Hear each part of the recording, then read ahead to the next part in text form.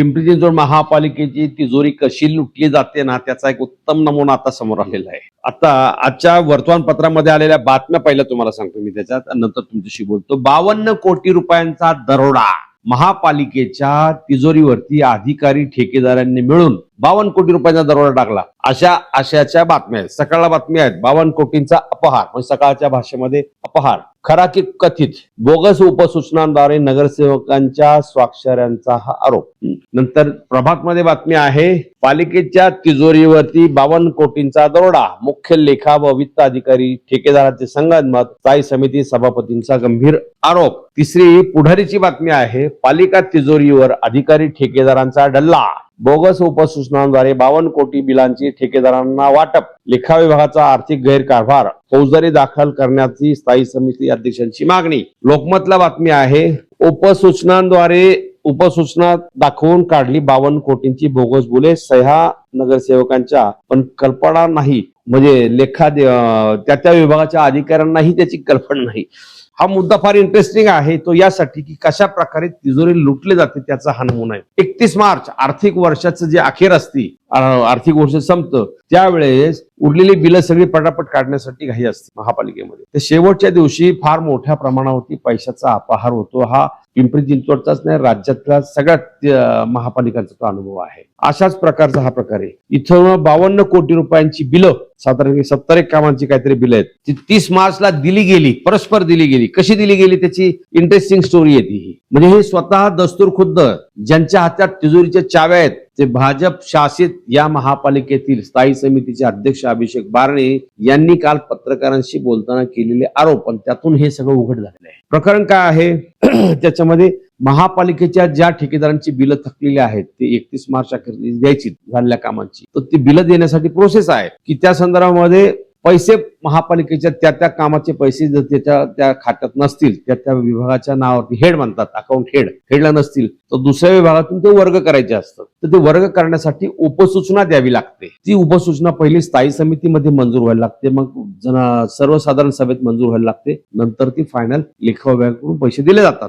इथे लेखा विभागाच्या महाभागाने काय केलंय, मी महाभाग म्हणतोय, प्रवीण जैन हे ह्या संपूर्ण याला जबाबदार आहेत, असा संपूर्ण ही सगळी परिस्थिती पाहिल्यावरती ताबडतोब लक्षात येतो. स्थायी समिती अध्यक्षांनी त्यांच्यावर फौजदारी दाखल करावी अशीच मागणी केली. तर त्यांनी ही सगळी प्रोसेस डावलली आणि जे संबंधित ठेकेदार आहेत त्यांना सांगितलं परस्पर की तुम्ही नगरसेवकांच्या उपसूचनांवरती सह्या आणा, तुमची बिलं देतो. आणि अशा प्रकारे काही ठेकेदारांनी त्यांच्याशी संबंधित जे नगरसेवक आहेत त्यांच्या सह्या आणल्या, उपसूचना अमुक पैसे इकडे वर्ग केल्याच्या त्या उपसूचना. तसं पाहिलं तर प्रोसेस काय आहे, कायदा काय सांगतो की स्थायी समितीची मान्यता, नंतर सर्वसाधारण सभेची मान्यता, आणि नंतर ती लेखा विभागात. पण या जैन साहेबांनी त्या परस्पर देऊन टाकल्या, म्हणजे सगळ्यांना डावललं. स्थायी समिती, महापालिका सभा, म्हणजे हा एक असं पाहिलं तर ह्या 128 नगरसेवकांचा हा अपमान आहे, स्थायी समितीचा हा अपमान आहे. कायदा बाजूला ठेवला आणि जैन यांनी परस्पर स्वतःच्या अधिकारात दिले. त्यांनी खुलासा करताना इंटरेस्टिंग खुलासा केलेला आहे, तोही तुम्हाला वाचून दाखवतो. ते म्हणतात की काही म्हणजे स्थायी समिती, सर्वसाधारण सभा मान्यता वगैरे पाहिजे, ठीक आहे, पण काही उपसूचना थेट आमच्या लेखा विभागाकडे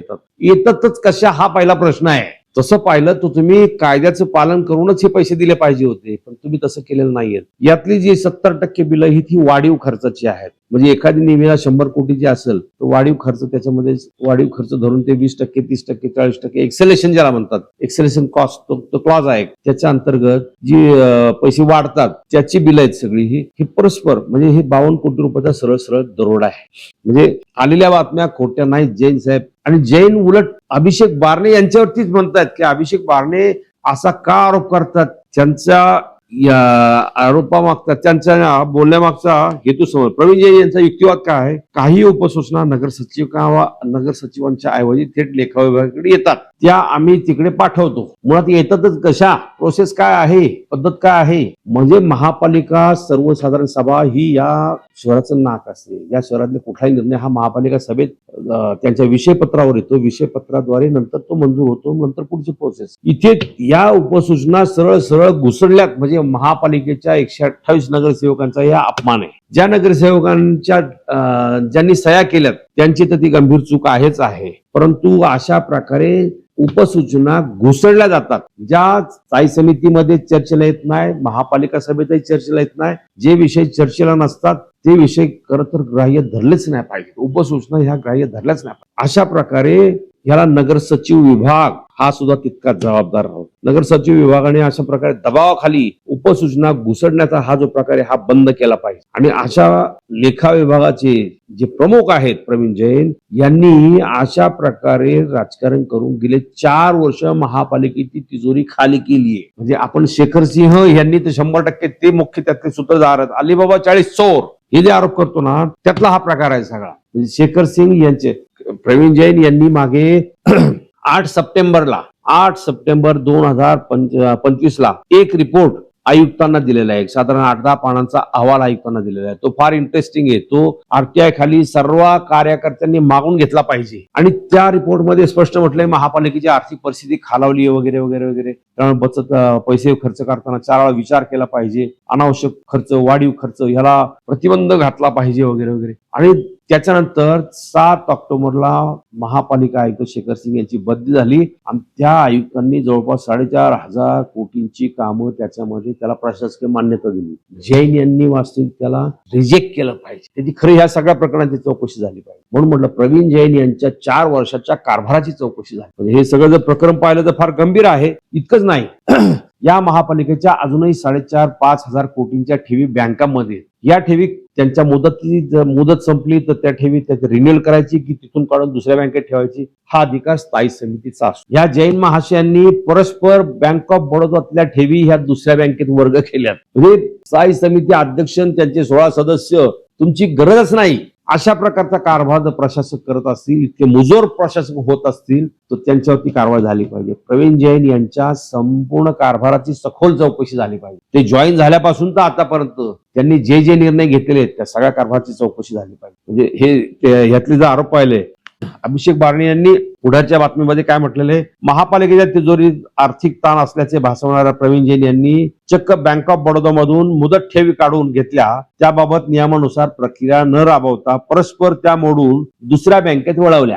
बँकेतल्या ठेवी वळवायच्या काय करायचा याचा अधिकार हा लोकप्रतिनिधींच्या संमतीनेच होत असतो. पण लोकप्रतिनिधींच्या संमतीची गरजच नाही, स्थायी समितीची गरजच नाही. त्यांनी परस्पर हा सगळा उद्योग केलेला आहे. याच्यामध्ये स्पष्ट सांगतो, ज्या बँकेत ठेवी असतात त्या बँका सुद्धा 0.5% लाच हे लेखाधिकाऱ्यांना देतात. हे मी अगदी स्पष्ट आणि परखड सांगतो. हे उघडं नागडं सत्य आहे, याच्यात काहीच नाहीये लढवण्यासारखं. त्याच्यामुळे या बँकेतल्या ठेवी त्या बँकेत करायच्या याच्यासाठी 0.5% हा लेखाधिकाऱ्यांना मिळतो.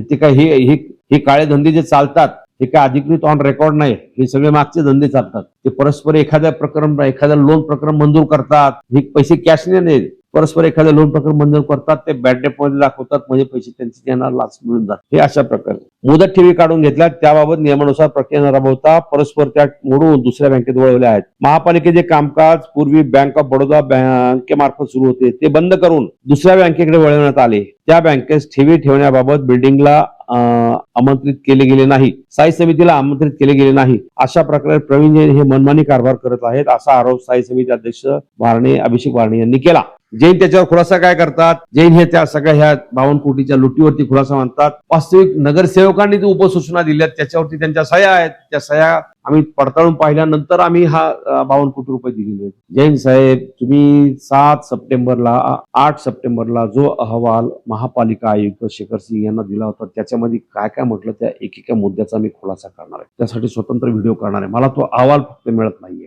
तो अहवाल मला प्राप्त झाला तर मी तुमची बरोबर ह्याची सगळी चिरफाड. खरं तर अकाउंट विभागाचं पोस्टमॉर्टम करायला पाहिजे. महापालिका जी डब्यात गेली, डबघाईला आलेली आहे. साधा खड्डा बुजवायला सुद्धा आता पैसे शिल्लक नाही. तर मोठा प्रोजेक्ट सोडून द्या, पूल बांधणे, एखादा मोठा इमारत बांधणे, याला काही पैसे शिल्लक नाहीयेत. त्यामुळे नगरसेवक काय करू शकत नाही. नगरसेवक चरफडतायत आता अक्षरशः, कारण त्यांना वार्ड मधली कुठलीच कामं करता येणार नाहीत अशी परिस्थिती आहेत. मग हे पैसे वर्ग केले कसे, कारण ह्याच्यामध्ये टक्केवारीचं राजकारण आहे. जैन यांच्या बोलण्याचा अर्थ सरळ स्थायी समिती अध्यक्ष अभिषेक बारणे यांच्यावरती आरोप आहे. वास्तविक अभिषेक बारणे हे स्थायी समिती अध्यक्ष त्यांच्या अधिकाराचं हनन केलेलं आहे. म्हणून अभिषेक बारणे यांनी सुद्धा जैन यांच्यावरती कारवाई करायला पाहिजे, फौजदारी कारवाई करायला पाहिजे. महापालिका आयुक्त आता ह्या बाबतीत काय भूमिका घेतात ते आपल्याला पाहायचं. पण 52 कोटी रुपयांचा हा दरोडा हा एक फक्त हिमनगाचं टोक आहे. अशा प्रकारचे अनेक प्रकरण आहेत. हे आता कालच्या ताजी घटना असल्यामुळे खास त्याच्यावरती हा व्हिडिओ केला आहे. जनहो, तुम्हाला या विषयावरती काय वाटतं जरूर व्यक्त व्हा. धन्यवाद.